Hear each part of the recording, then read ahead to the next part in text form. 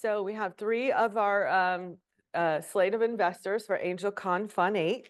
If you could each introduce yourselves, give just a quick background, and if you've been in the fund for the first time or if you've participated previously. My name is Mike O'Brien. This was my first year participating in AngelCon. It was a lot of fun. I really enjoyed it. I'm a lead advisor here at the SBDC. And yeah, looking forward to participating again. Hi, I'm Wendy Castleman. I am a consultant. I work with large businesses mostly, but this is my first year in AngelCon as well, and it's been eye-opening. Hi, my name is Jeff Aramosby. I'm also a lead advisor here with the Small Business Development Center. Been an entrepreneur and CEO in startups for about the past 30 years. And now I guess I'm retired and doing angel investing apparently. So Well, great. So Wendy, what drew you to participate in AngelCon? You know, I wish I'd found it earlier. So I moved to this area about 10 years ago, and I've always worked with entrepreneurs and with startups and with entrepreneurial things as a coach around product development, customer focus, that kind of thing. And I knew nothing really about the funding side at all. I knew the terms, angel investing and VCs and Series A and whatever, but I knew nothing. And so I stumbled across this, which is dumb because I teach at Cal Poly. So I'm in the entrepreneurship minor. But I was like, oh, I should do that. And so it was like the dumb decision last fall. And I was like, oh, yeah, no, I should totally be doing that. And I did, and it was fun there. What about you, Mike? This was your first time too. Sure. Yeah, I actually had the opportunity to work for two angel-funded companies in my career. One of them I was there for 8 years before it was successfully acquired. The other one, I was there for about 18 months, but it sided with the great financial crisis of 2008. So I had the opportunity to be part of an angel-funded company that was acquired at a multiple, and then another one that ran out of funding because of a financial crisis. So when I had the opportunity after moving to SLO to participate this year on the investor side, I thought it would be a really good experience having worked for angel-funded companies to now be helping to fund them and get them off the ground. Great. And Jeff? So this was the second year I've done AngelCon. First year was in 2021, so 4 years ago. And honestly, for me, it was really about getting engaged with the community. My wife and I moved here back in 2021 after 27 or so years in Austin, Texas. And so this was a great way for me to get to know some of the people in the area and sort of get engaged in the overall entrepreneurial community here in SLO County. So Great. Thank you. So this is to any of you. What surprised you most about the training process throughout the year? Yeah, I was really impressed with the training that was provided. It was very comprehensive. It was a fair amount of a time commitment, although you could work it into your schedule flexibly. But I think that that's probably one of the things that might be intimidating for someone who hasn't done angel investing before is just like you said, Wendy, like what do all these terms mean? What are my, obligations? What do I have to do? But yeah, the CIE definitely provided really comprehensive training, and that was, not a surprise to me, but it was it was a nice surprise to get that training. It was actually one of the convincing factors for me doing it was, like if you go get an MBA or you go do AngelCon on the flip side as a startup, you're learning and it costs you lots of money and time and whatever. And here was a program, right? I not only was able to be an investor, I was also able to learn all this stuff. You brought in some really great speakers, like people who really work in this area and know their stuff. And so the content was great, just, top shelf. Great. Thank you. Mhm. We appreciate that. Um, so when you were talking with the investor group, we have a lot of people with different backgrounds, which is great, but we use, maybe Jeff, you can describe our very democratic process. Um, one person, one vote is pretty much how it went. I think actually that's not completely true because in the first round, there were 24 applicants this year. And so in the first round, we had to cut it down to 12. And it was basically one person, 12 votes, right? You had to vote for your top 12 companies, and then they added them up and figured out who was where. I think we had a tiebreaker at 24, right? Didn't we have to revote on something? Maybe was it 20? Yeah, it was 12? like Was it the 12 to 12, 6? the 12, Was it the 12 to top 6, 12, right? yeah.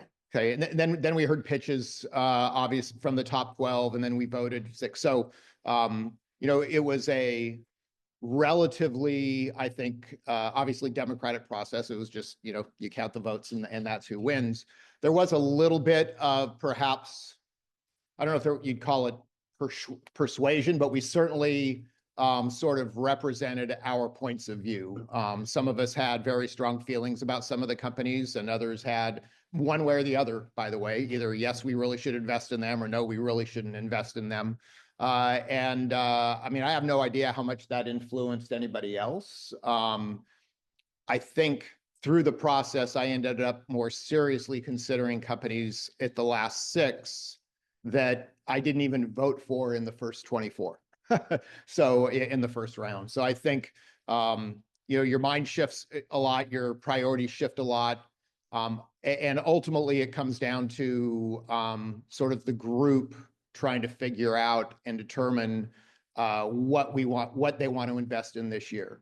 And I think it can change. I mean, there were people who were involved last year that probably had very different criteria from year to year. I kind of, I likened it to, I was telling somebody about this, it's like the game show Survivor. And I'm sure plenty of people watch Survivor in here, if not everybody. I know it's on tonight, so I'm looking forward to that. As they're getting down towards the end. But, each year in Survivor, the jury, the people who are voted out, decide who wins. And, you have these people who play what everybody thinks is a perfect game and they don't win. And sometimes it's because they're jerks. There are reasons, other reasons why, but we're kind of like Survivor in that each year, the investors decide what is the criteria for that year. There is no set criteria along the way. And so that's kind of fun, I think. Yeah, the further along through the rounds, so there's the initial 24 people, and then there's 12, not companies, 12, and then we got it down to 6, and then we dug in deep with due diligence and really, really understanding the businesses, and then it was much more debate at the end. That was a much more back and forth discussion than early on. It was just like, yeah, that sounds like a good business, or like that sounded like a good pitch, and so I'll vote for them.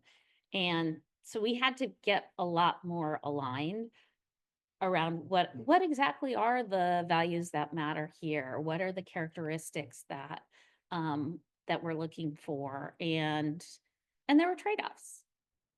Like it wasn't easy, but the further along you get, like the more we had to interact with one another to figure out where we were going to land. Yeah, and lastly, I would just say that, among the 20 plus people that were in the investor group, everyone comes from different backgrounds and different industries and experiences. So I think we were really able to share our knowledge. People who were more familiar with companies in a certain space could speak with more knowledge about certain companies versus others. I know that there were some of the companies that were in the final 6 that I knew very little about their industries, but I felt more strongly about others, but that was balanced out by the others on the investment team. Yeah, it was quite interesting to see this year's debates, and we don't usually have disagreements. We definitely have very informed discussions and debates among the final 6, and it's always great to see the intelligence and thoughtfulness that the investors use to you know have the discussions. I've been involved in AngelCon since Fund 1, and so I've seen the process come along, and it's always a lot of fun. Um, But seeing how we start with the like 24 applications and everybody reads the applications and votes for 12, and that's how we get to the top 12. There's no debate or discussion at that point. So what do you usually look for first when you're evaluating a startup and whether you think it's a good prospective investment? Take that one first. For me, I think what initially attracts me are businesses that I understand, and maybe it's in a particular area that resonates strongly with me. It gets my attention. And from there, you look at, all these companies are early stage. So you're evaluating the founding team, the CEO. You're evaluating, how scalable is the business? You're evaluating their funding. Have they gotten any funding already? What have they used it for? So it's a mixture of different things, but I think in a lot of cases, the founder and the founding team is something that we focus a lot on. I also always looking for the business itself seems to be something that's solving an unmet need or a real problem. It's not just an idea that a founder had, but that it's actually addressing something that people would they would find valuable. They're trying to solve it today and it's not working, right? So I'm looking for that because that's going to be a successful business versus just somebody's idea. You build something and hope people come. And so I'm kind of looking for that. Even in the initial pitches, I was looking for, are they able to articulate who that customer is, what that problem is, and why their solution would address that problem? And that helped tease out amongst those 24 a lot. So I mean, I think I agree with that. I think that one of the things that I look for is how well can you articulate the problem that you're solving, why it's important, and how you're going to build a business out of it. I mean, I spent most of my career in business to business software as a service companies, and so I kind of tend towards those when I'm looking at things maybe to invest in or to work with or what have you. But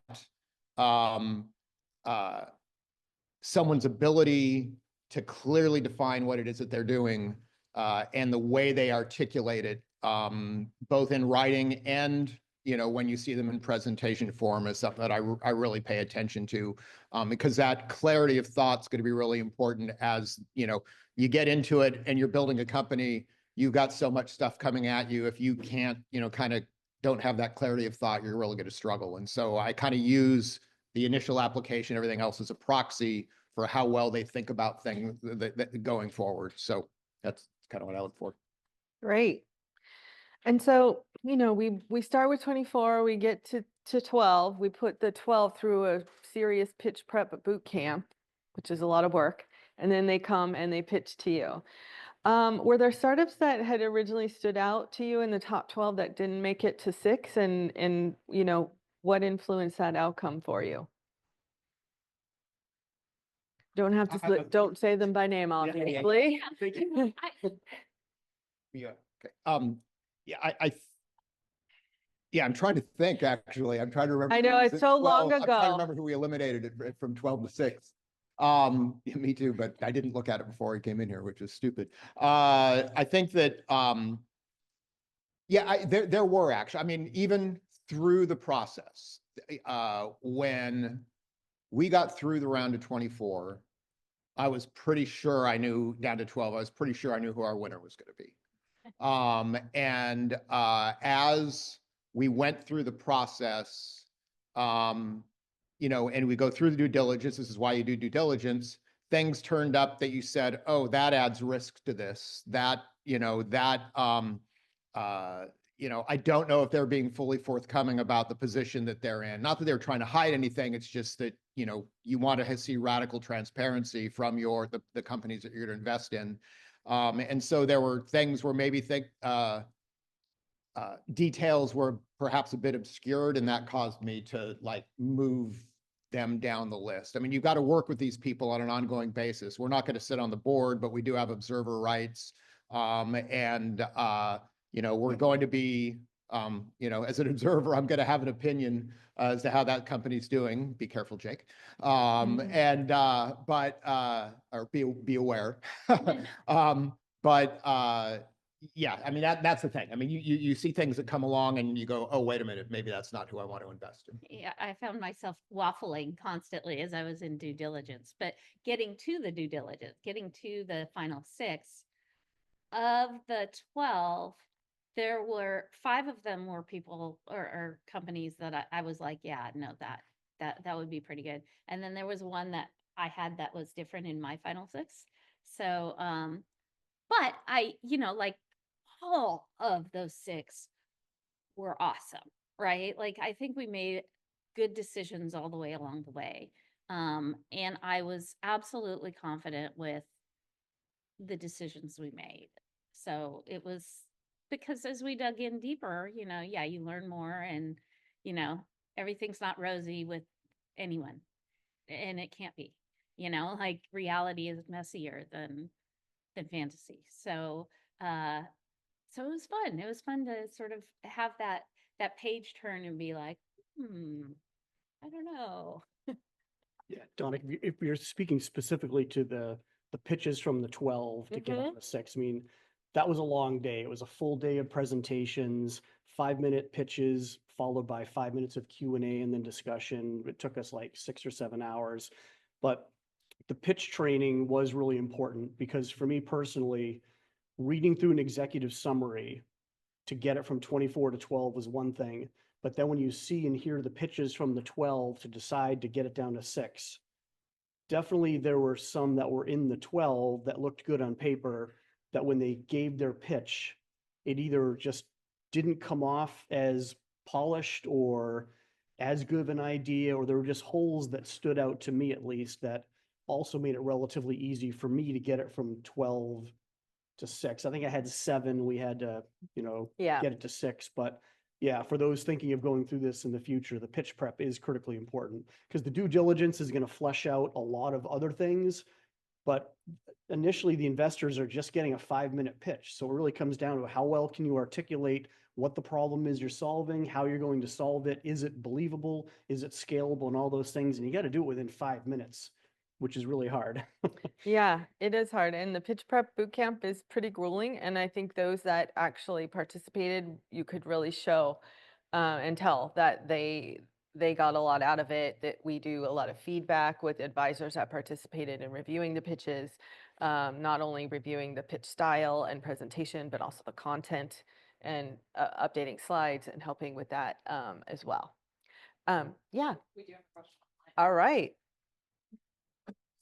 Borrow this for a moment. All right. Masha asked a question. How important is emotional connection or story when you select a startup to invest? What, in your opinion, creates that connection? Does it sometimes go against the rational odds, e.g. scalability? It's a great question. Love that question. Yeah, we're human beings, so we're persuaded. And a good story can really help us understand where you're coming from and what you're trying to achieve. And so if you're just like rattling off a bunch of facts, you're probably not going to connect well to your audience. And it's not that it's not relevant or important, but that story, that's part of why the pitch prep is probably critical, is because it's helping you sharpen that. And as an entrepreneur who is trying to raise funding, you need to get to be good at that, because a good storyteller is always going to have more success than a bad storyteller. I would also say that the emotional connection, I think, is important. We, as investors, we have to believe in the story that someone is telling, but it's not sufficient. So it's kind of that start. And, when you get into the due diligence should be a very non-emotional process, in my opinion. I mean, you're looking at facts and, you're looking at the way, for instance, I was looking at the way that the entrepreneurs responded to the questions that I had. They get back quickly with, the details that we were asking for, and, those sorts of things. Because again, ultimately they have to operate and build a company. And through the due diligence process, you get back a lot of information about the skill sets they have in order to go do that. And so I kind of, sort of separate those things out a little bit. Great. Is there anything that you would say that some of the teams get wrong consistently in pitching besides lack of emotional connection if they miss that factor? I got one, if you don't mind, because I was just thinking about this. Typically, people or entrepreneurs, when they're pitching, will not make things simple enough for their audience. Everybody's like, oh, I'm solving this really complex problem and I'm the only person that can do it. And look how complex it is. But if in explaining the problem and it's really complex, I can't understand it, it doesn't do you much good. Your job as an entrepreneur is to take that complex problem and simplify it so that you can describe it and people can understand it and they want to get behind you. It's fine that it's complicated and it's hard for you to solve. That's kind of your competitive advantage. But if you can't simplify it in the way that you talk about it, you'll never get that emotional connection that we're talking about. People will get lost in the details. Yep. I want to add additionally, absolutely, it's a balance of both. But one of the flags for me, red flags, is when a company focuses so much on the market size and opportunity and not on why their solution or their approach is going to solve this problem. And there's a difference, right? Yeah, there's like 20 million people who are, possible customers, but the reality is just because there's a market doesn't mean you're solving that and you get that whole market. And I think, especially early entrepreneurs who, this new to this world, feel like that market opportunity is the call for the investors. But it's not. I mean, it's a fact that comes into play, but actually the product market fit, the I'm really solving a customer problem is way more important than the sheer size of the opportunity. Does that make sense? And I think that's a mistake that I see in pitches where it's focused on what's possible instead of what they're going to do about it. Great. Very helpful. Now, once we've done the pitching, then we go into a very extensive due diligence period where this is where, as they've described, we look under the hood, so to speak, go through all their legal documents, financial models, sales, talk to the startup teams, maybe even reach out to a customer if there is one. Tell us more about the due diligence process and if there were any surprises that anything that surprised you about the process.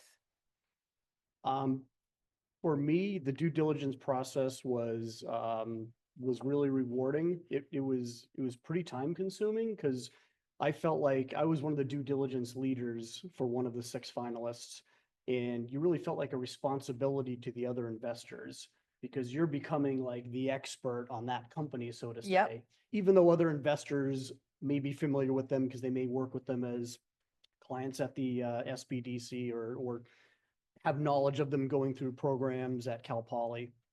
But the due diligence process to me was a little intimidating at first because my background is in sales and business development, but I'm needing to be digging into technical questions and legal questions. And that was all solved because the SBDC provides legal resources to help with all the different various legal documents. So I didn't really have to worry about that.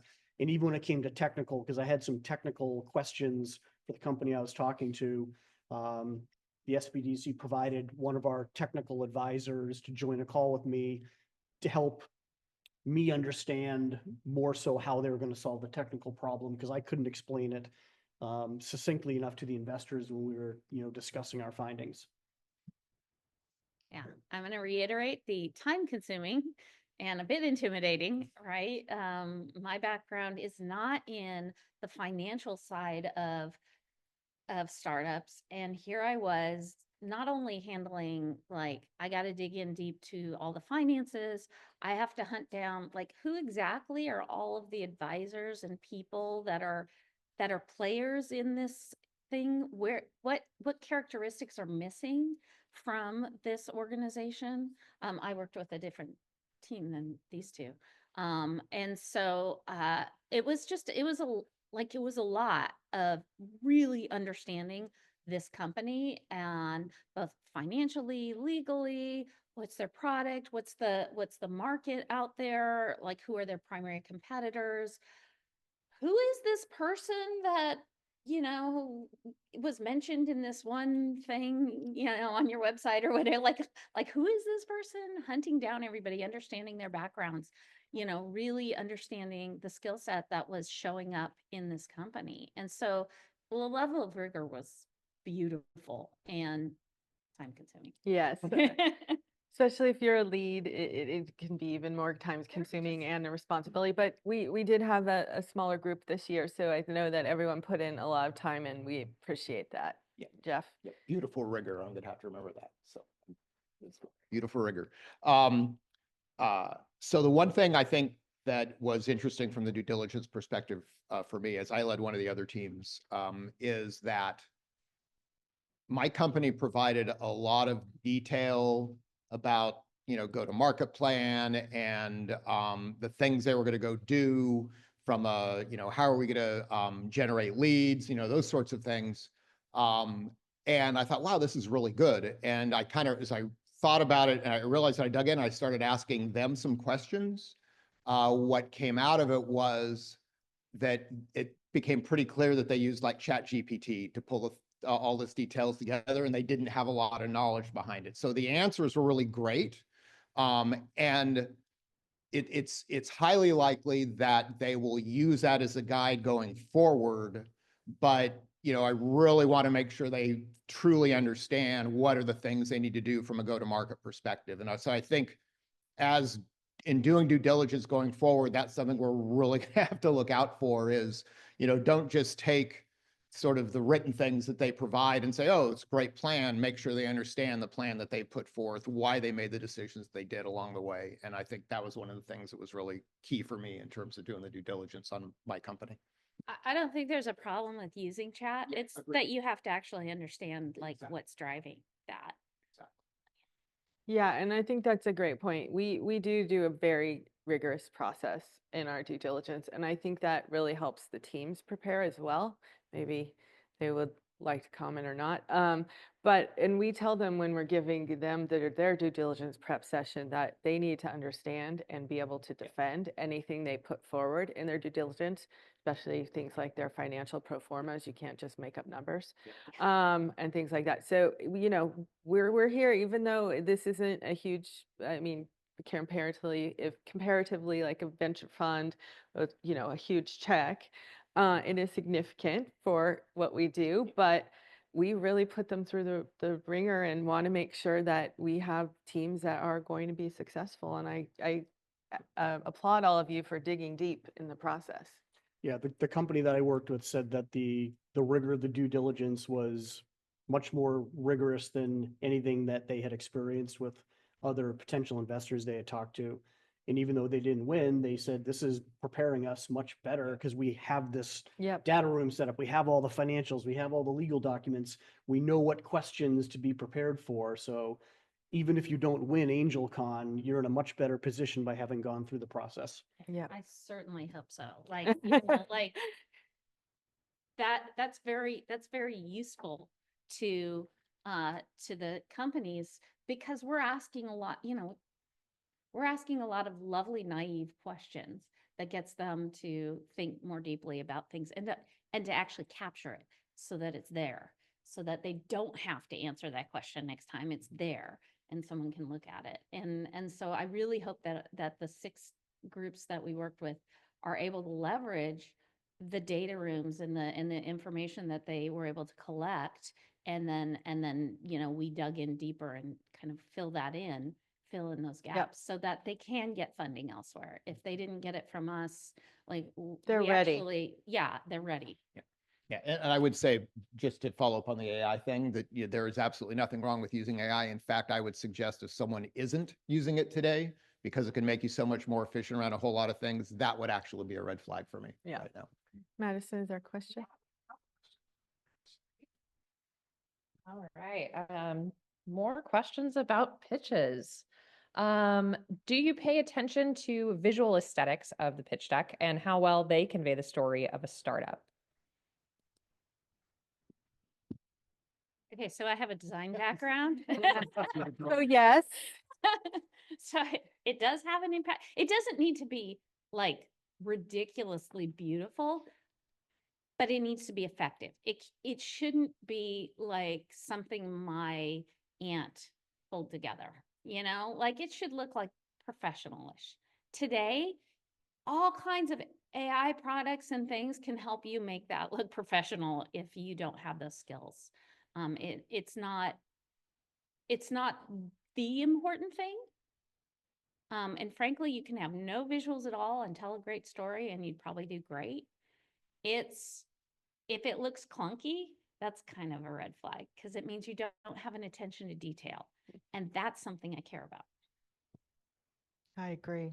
I have a pet peeve when the font is different and things like that. But that's just me.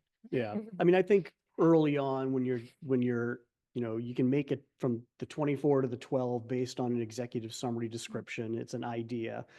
But when you get to the 12 and now you're actually pitching and you're seeing 12 pitches and there's one or two that, yeah, look like there wasn't a whole lot of thought put into the branding and just whatever the aesthetics of the pitch deck. It's about it effort. Yeah, it definitely is a red flag. Yeah, same here. And the other thing I look for a lot is,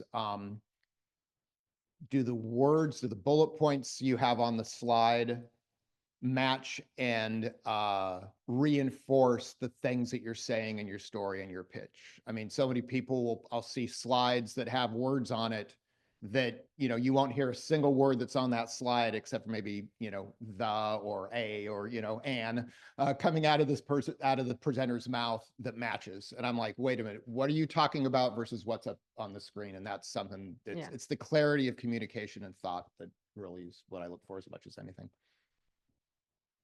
Thank you. May says, hi, we're the team Ecoplasticity, and we were in the top 12. For early stage companies that don't yet have strong traction, how critical is that in your investment decision? So I think in this case, it was important because one of the things that we do as an investor group is we come up with an investment thesis when we start this whole process. And one of the things in our investment thesis was that there would be at least beta product in the market and or in potential customers' hands with some sort of traction in terms of that. And so if you're way before that, if you're sort of in the research or product development stage, I think in this case, we passed on, I think, all those companies that were in that stage.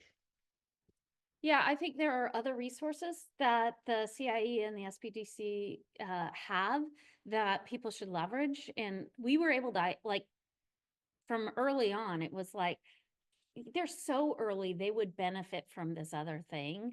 If we're only going to be giving money to one company, there's certainly a lot more of a lure to a company that's further along than super early. And I don't think that's required out of angel investing in general. It's just that we're choosing one out of a group. And so that matters. Yeah, and I would just add to that, I think what we're also looking to do is, is the money that we're providing going to be impactful to that business?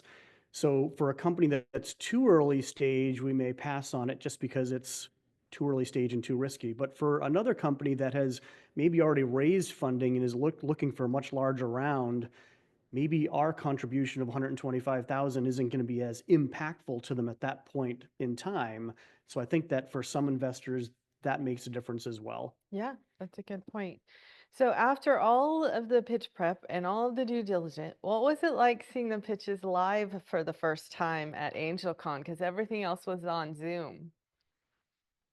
For me, it was interesting because the only pitches we had seen up to that point were their 5-minute pitches a couple months beforehand. Yep, they were 10 minutes, sorry.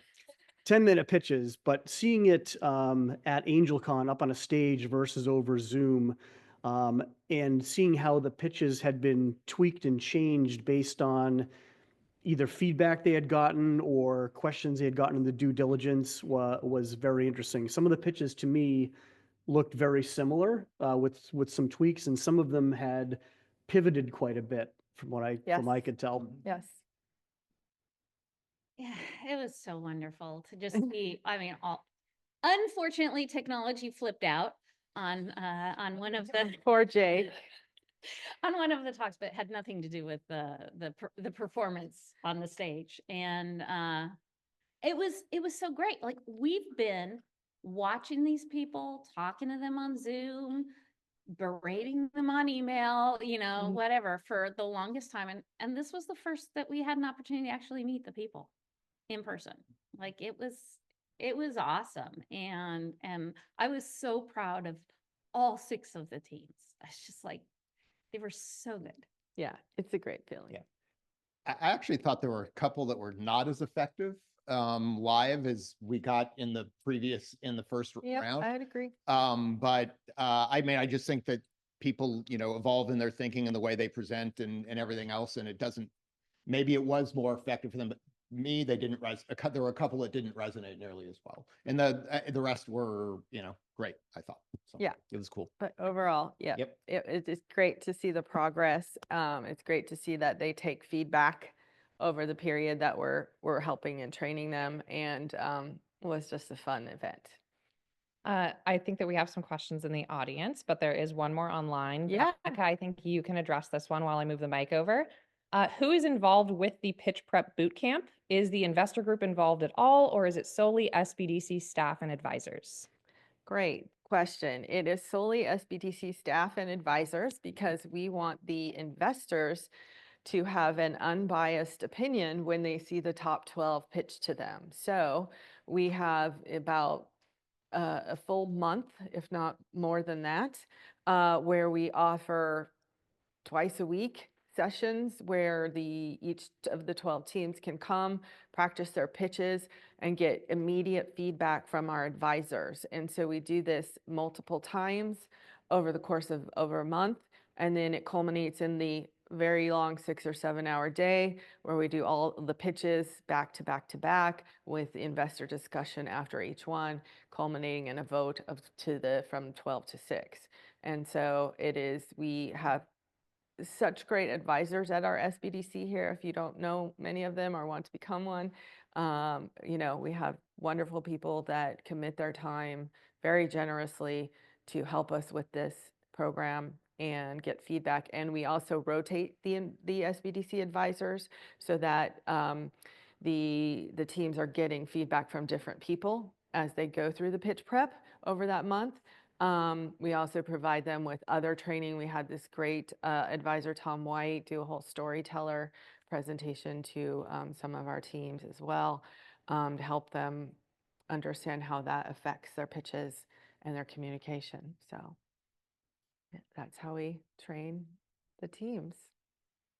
Yeah, I'm curious, were you locked in before you went to AngelCon, or did the presentations sway your decision?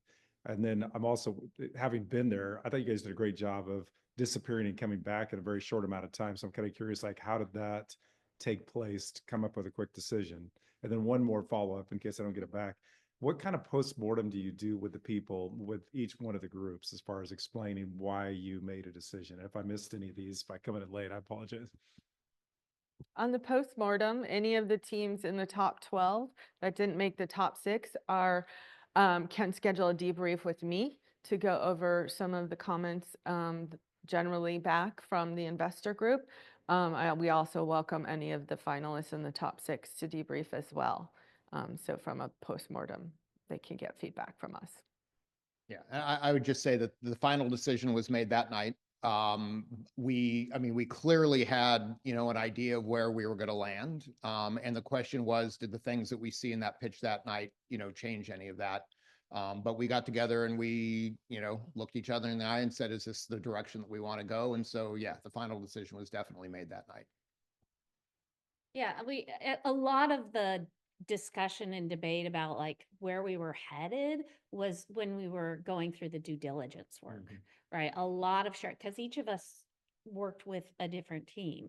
And so there was a lot of discussion and here are the pros and cons and, oh, I don't, I wonder about this thing, and a lot of discussion before we went to the pitch.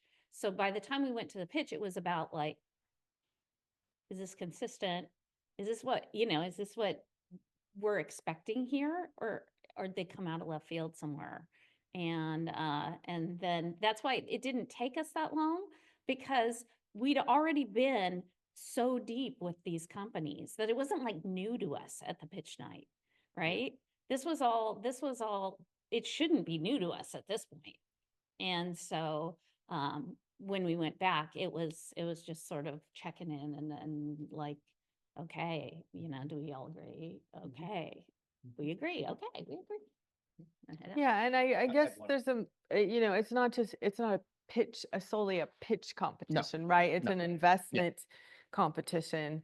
Pitch is part of it, somebody that can get up, present themselves, because we want them to be able to go pitch venture funds and get more money and scale their company. So this investment grows.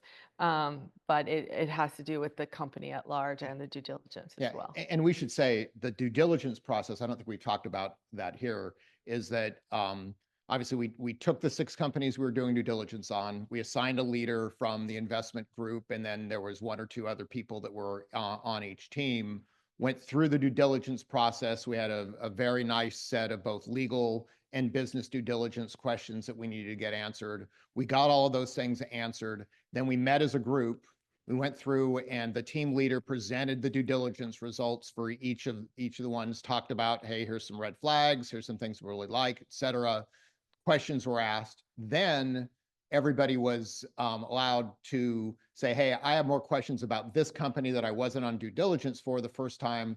Let me see, can we have another call and drill in on some of these other questions that we've got? And so there was a fair amount of cross-pollination. And then we went through another due diligence debrief after that, where we spent a lot of where we spent a lot of time asking questions and really drilling in. And we came out of that with a preliminary idea. So there was a lot that went into the due diligence, I think, along the way. Did we get everything? Okay, because I was a can't remember now. Sound question. Any other audience questions? Want me to do that, Marissa? Yeah.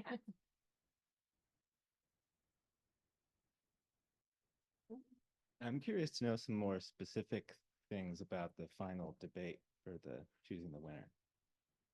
Sure. Yeah.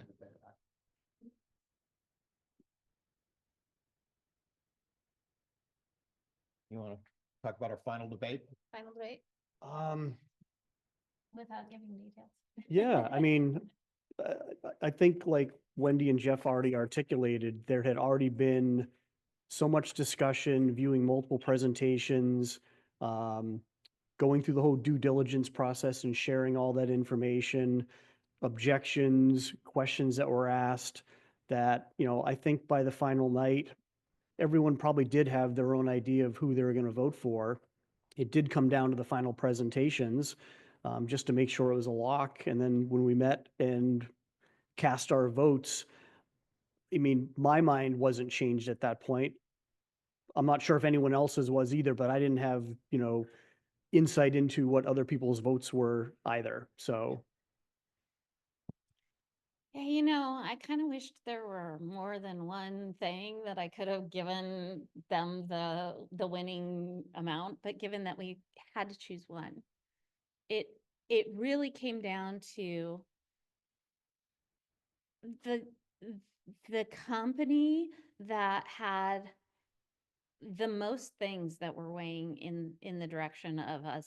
Like everybody had pros and cons, right? But for me and for the discussions we had, we kind like, let's see how this shows up on stage. There are a couple of them that I'm debating between, but let's see how this shows up on stage. And so, like you, I wasn't swayed at the presentations, because at that point there wasn't anything new. Some of the presentations were beautiful. And if it was just the presentations, it might have been a different thing. But knowing as much as we know about these companies and about where they are in their development and about how the impact of this money at this moment is going to accelerate that. I think that's what it came down to. Yeah.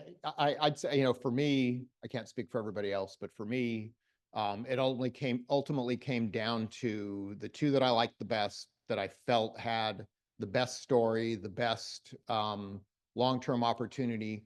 One of them could potentially be really impactful, but it didn't quite measure up to the investment theses because of where they were in their product development cycle. And so that's kind of what it came down to me, and where I went with, sort of my vote as well, which was for the winner. So that matters. But I'll yeah. just say one other thing. I think it's also important to note that for the event itself, even for the companies that don't win, they have an audience of investors. There's the investor group. And I know that people in the investor group are contributing to the AngelCon fund, but they also contribute directly. And then there are other people in the audience who are investors that are there for their own reasons. They're not part of AngelCon. So for any company that has the opportunity to get up on stage and present to the community, even if they don't win, they are having conversations with potential investors after that to help fund their businesses. And we do know that some companies I don't know about this year, but in past years have met investors at this event. Yes. That even though they didn't win, they still ended up getting money, right? Yes, So, that has been, I think, most cases in all of the years. So. All right, another online question. How do you handle the deal/financing terms with the companies? Typically, when an investor group wants to make an investment, the various terms of the investment is negotiated. If you aren't deciding until the end who is the winning company, how do you determine what the investment terms are? So part of the due diligence process and part of the process that we go through is understanding how much money is the company looking to raise and what are the terms upon which they're trying to raise it. And typically, most angel investing is done on what's called a SAFE, which I think is simple agreement for future equity. Correct. Right? And so, which is sort of the standard agreement that's used all along the way. Most of the companies in here were using a standard SAFE terms. And when we say standard, it was defined by Y Combinator, which is a big incubator out of Silicon Valley. And they created the SAFE as a structure. So that's, sort of what we already had in place. So, they were there, pretty simple process. The things that do matter are things typically in a SAFE is that what is the valuation cap on their next round of financing, meaning what is the maximum dollar per share we're going to basically pay for their stock. If say the the cap is $3 million and they go raise money at a $6 million pre, we're basically getting a 50% discount on the equity that we end up buying in that company. So that's a good thing. And then there's also typically a discount rate, and that comes into play when the valuation is below their valuation cap. So we're always going to get some sort of discount. It depends on how much it is based on where those two things come together. So obviously a company with an investment or a valuation cap of $12 million is going to look very different to us than one that's got a valuation cap of $3 million. So those are all the kind of things that we looked at. Yeah, and if you join AngelCon as an angel investor, you get training on all of this fun stuff: safes, convertible notes, equity, capitalization tables, how to develop a thesis for the fund, due diligence, finances. Which is just overwhelming. Like it's this huge world that even though I've been working with startups forever, I'd never, You had a question right there.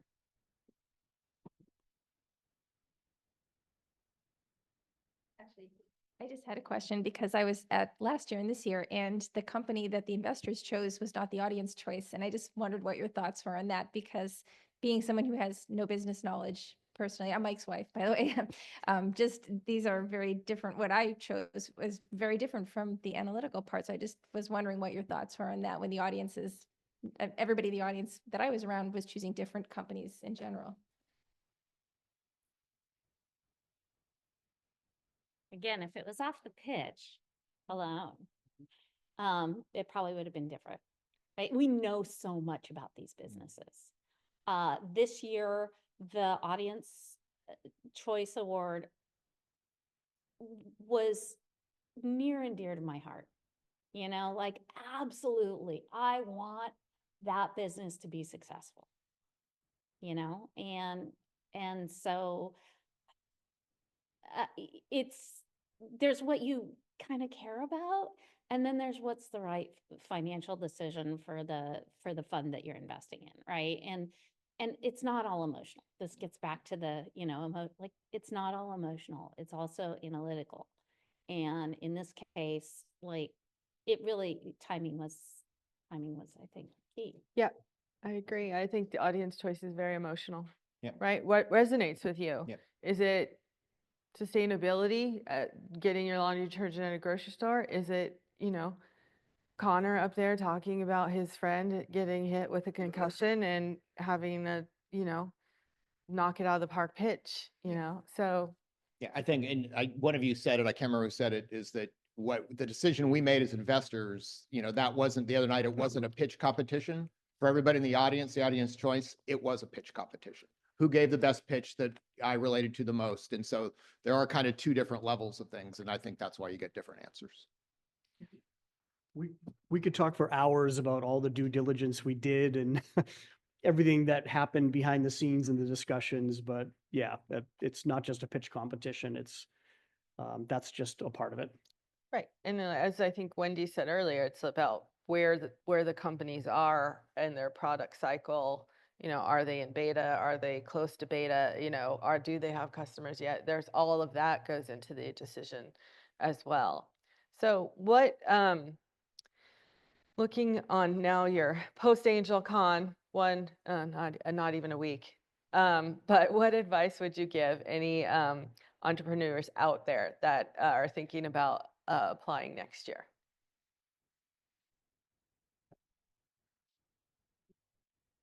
Definitely apply. Like, I think even the people who went through the initial round that didn't make the first 12, just spending the time thinking about how you're going to talk about your business is probably useful. It's wasted time for us, you know, in evaluate, like we have to pick our top 12, but for you, it's going to be valuable. And then if you make it to the 6th, then your pitch prep is going to be valuable. And then 12.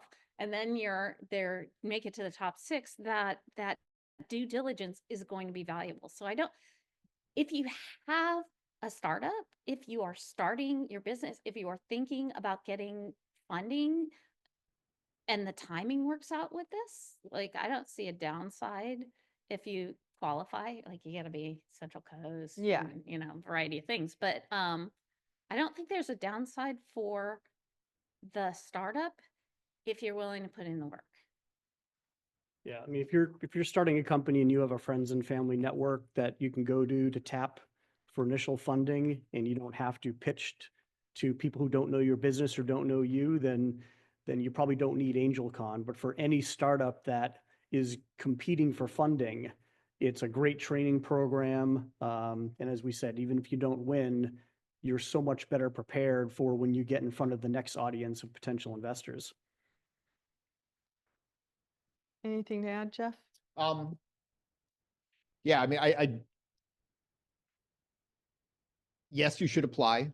And I would say unless you've got a ton of momentum going already with your company, you know, even if you're early stage and the right stage for this, it is time consuming and it will suck up a ton of your time.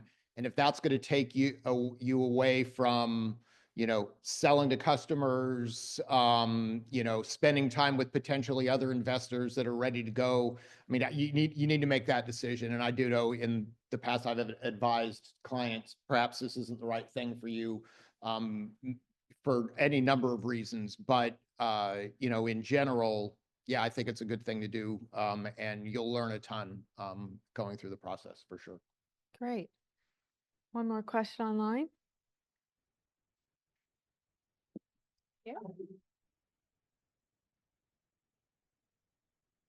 What is the legal structure of the AngelCon Investment Fund and who's handling the various admin tasks such as legal, tax forms, etc.?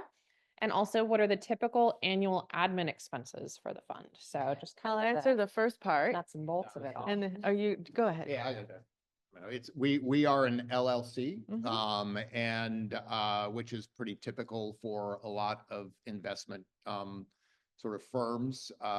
So, or they're either LLCs or partnerships, I think typically, right? Yes. So we're an LLC. We do select a fund manager, which it's me and Wendy's assistant co-fund manager. I'm not sure what the assistant fund manager. And so I've got to do the tax filings. I need to go over and initiate a wire here a little bit. You'll be happy to know, Jake, that money will be on its way. And do the annual reporting and such. And hopefully there will be a legal resource to help me with some of that Yes. along the way. But I will say this has turned out to be a little bit more work than I thought it was going to be, but not a ton. So it's, you know, not that big. Yeah. A deal. I just have to remember to do it on an ongoing basis as we go Correct. forward. Yeah. So forever until Jake has a massive liquidity event and gets us, you know, 10 or 20x, 10 or 20x return on our money. Yep. Correct. And then we collect the admin fee upfront. yeah. We collect, when you buy your first unit, you pay an admin fee, and that is supposed to last the term, the life of the fund. If for some reason the fund goes longer than 10 years, and we need more admin fees, we have the right to call that. But it should take care of the CPA, any legal filings for tax filings, legal filings for each year as time passes until the huge liquidation event that will happen when Greenside exits, and then we will close the fund. And yes, there is legal assistance for that through the SBDC director, who is a lawyer. That's me. So. Yeah, I'm curious, what are the strings attached? Are there any strings attached? What's your involvement post-investment? I'm probably still figuring that out. But we have, as investors in the company, we have observer rights, board observer rights, and, you know, review rights of everything that the company's doing going forward. And so someone needs to take care of that. We stipulate a quarterly, you know, basically touch base along that. I actually meet with Jake on a monthly basis anyway, pretty much, to talk about what's going on in their business. You know, that will be relatively, and then I need to communicate that to the rest of the fund members along the way. So that's I would say the primary obligation, and probably what will take the most time. The other stuff is relatively easy. The filing the taxes and those kinds of things is relatively easy. Yeah. So go ahead, Alan. Thank you. I just joined as an advisor member, so this first year being exposed to this. Great event. I love being there, seeing everybody, hearing the pitches, really exciting stuff. I'm curious how this year compares to previous years. You know, decision made ahead of time, due diligence proved out a lot of what we were thinking and direction you might want to go in. How does that compare to other years? Were there other years more contentious, flops, people make it through and you're like, oh, I don't know if anybody's really a winner in this. I'm curious how we compare this year, what was there to previous. I guess I'll answer that since I have the most, yeah, Jeff's been in one other. So the first year, the first AngelCon for year one, the company went under. That was, I guess you could call that a flop. AngelCon Fund 6, the company found out, the winner post AngelCon found out that there was some very cost prohibitive issues with their business model. And so they decided to not continue and they gave the money back. And the investors decided, rather than give that to another company, to roll it into Fund 7. But otherwise, it's never been super contentious. I think we have a lot of very smart people in the network that become investors, and they're, again, very thoughtful about the analysis. You typically see a couple companies rise to the top pretty quickly once the due diligence starts. And even though we give a very thorough discussion and debate to all of them and go back and answer and ask them to answer as many questions as we can. But you get to the end and there's a clear path. Every year there is, it's very different in the quality of the candidates. Some years have been better than others. I would say this was a great year. Last year was a great year. And we want to continue to see the level and quality of the applicants increase. And I think that as we become more and more well-known through the Central Coast, that happens. So we do get applicants from Santa Barbara area, from the Central Valley, as far as Fresno, Bakersfield as well. So we are regional, but the region is not just SLO County. We do extend it a bit further. So I think that helps. We have people asking us, how do we duplicate this in our area as well? So we'll continue to hopefully get good companies, but so far there's been a few companies that have gone on to do their what they call their price equity rounds, preferred equity. Novicuff, which was second place in one, I can't remember which year, but they just raised $26 million in their Series A round. They're a med tech company doing great. And we have some other companies on great trajectories. So even our non-winners, we have a really great track record too. So If I could just add one thing, I know Yeah. we're bumping up on time Yeah. here, but I think, I didn't know what you meant by contentiousness, but among the investor group, I don't think it's contentious because I don't think any angel investor is in it to maximize their money. It's not about the investment 100%. I mean, I think most of us are doing this because it's also a way to give back to the local community, support local startups. It's very community based and emotionally based. If you've worked for startups before and you understand what it takes to get them off the ground. For me personally, it's a way of leveraging my experience, having worked for angel funded companies, to give back and help that next generation of companies that are looking for their initial trajectory to get off the ground. yeah, this is not, It was fascinating to see it come back so quickly. yeah, So yeah, but this is, yeah, I mean, that's a lot. no, because the last 4 months is very, there's a lot of work, discussion. a lot of discussion over that time period. And this is like, to go off Mike's point, this is not a fund where you're contributing 100,000, 50,000 in a typical venture fund, right? The initial investment for one unit is 6,500. That includes the admin fee.